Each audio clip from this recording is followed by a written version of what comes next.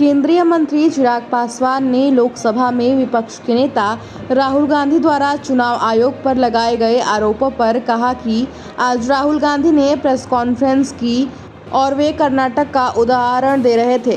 तो कर्नाटक में किसकी सरकार है? क्या आप क्या कहना चाहते हैं? आप भूल जाते हैं कि लोकसभा चुनाव से ठीक पहले विधानसभा चुनाव हुए थे और उसमें कौन जीता था। आप बार बार मांग कर रहे हैं कि वोटर लिस्ट ठीक की जाए। पहले आप शिकायत करते हैं, लेकिन जब उसका समाधान किया जाता है तो आप उस प्रक्रिया पर भी सवाल उठाते हैं। सुधारने की प्रक्रिया ही तो एसआईआर है।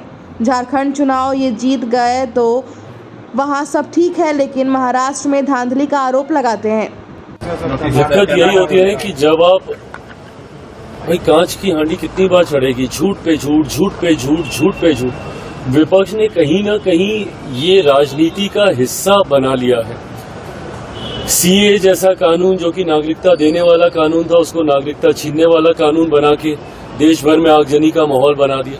पूरे लोकसभा का चुनाव ये लोग कहते रह गए कि तीसरी बार मोदी की सरकार आ जाएगी तो आरक्षण छीन लिया जाएगा, संविधान खत्म कर दिया जाएगा, लोकतंत्र की हत्या हो जाएगी। साल भर हो गया, मुझे बताइए कहाँ का संविधान खत्म हुआ, या कौन से लोकतंत्र की हत्या हो गई, या किसका आरक्षण छीन लिया गया? सीए में बताइए मुझे किस मुसलमान की नागरिकता छीनी गई? अब उसी तरीके से एसआईआर को लेकर, और भैया ये किसके कहने पे किया जा रहा है? ये आप ही के कहने पे तो किया जा रहा है।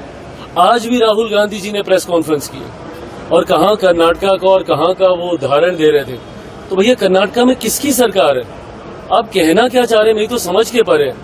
आप लोकसभा चुनाव को मद्देनजर बनाते हुए आप ये भूल जाते कि उससे ठीक पहले हुए विधानसभा के चुनाव वहां पे कौन जीता था। और आप ही ने बार बार, अब जब आप आज दिखा रहे हैं वहां पे कि किस तरीके से फर्जी वोटर्स बने हैं, अब आपके कहने पे जब कर्नाटका में एसआईआर किया जाएगा तो फिर आप उस प्रक्रिया पे भी आप शिकायत करेंगे।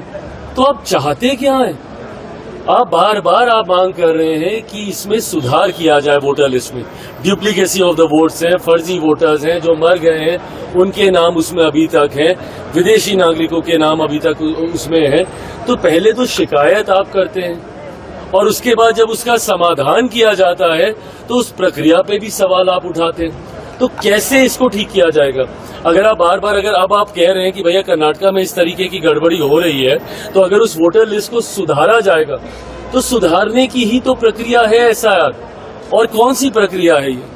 बट ऐसे में चिट भी आपकी, पट भी आपकी, शिकायत भी आप करेंगे, शिकायत पे कार्रवाई होगी तो उस पर भी आप करेंगे।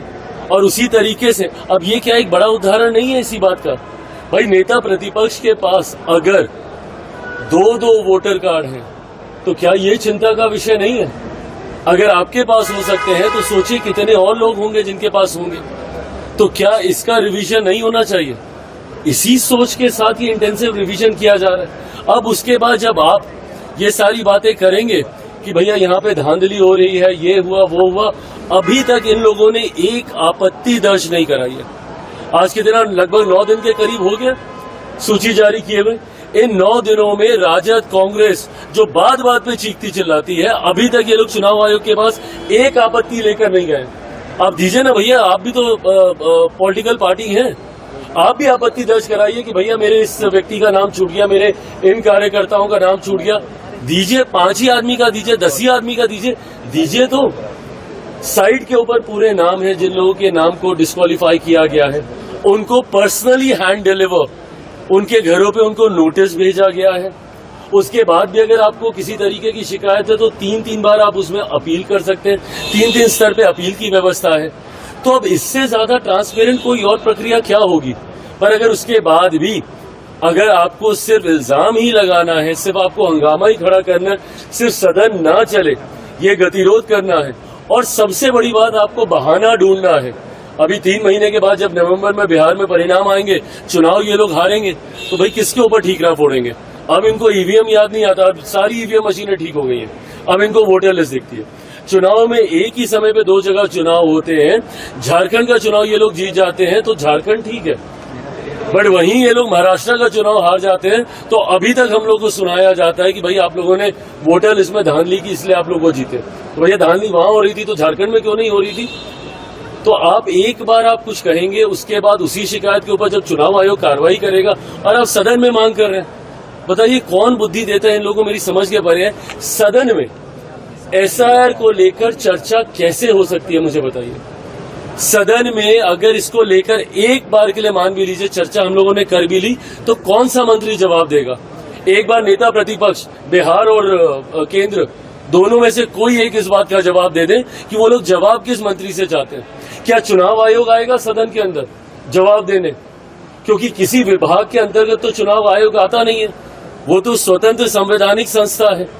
तो ऐसे में किस मंत्री से ये जवाब चाह रहे हैं? सरकार तो ये प्रक्रिया करा नहीं रही है, चुनाव आयोग ये प्रक्रिया करा रहा है। तो चुनाव आयोग कैसे सदन के अंदर आके आपको जवाब देगा, जिसके लिए आप लोगों ने पिछले 2 हफ्ते से सदन को एक दिन चलने नहीं दिया। सिर्फ आपको हंगामा खड़ा करना है, इस दृष्टि से आप कर रहे हैं तो करते नहीं।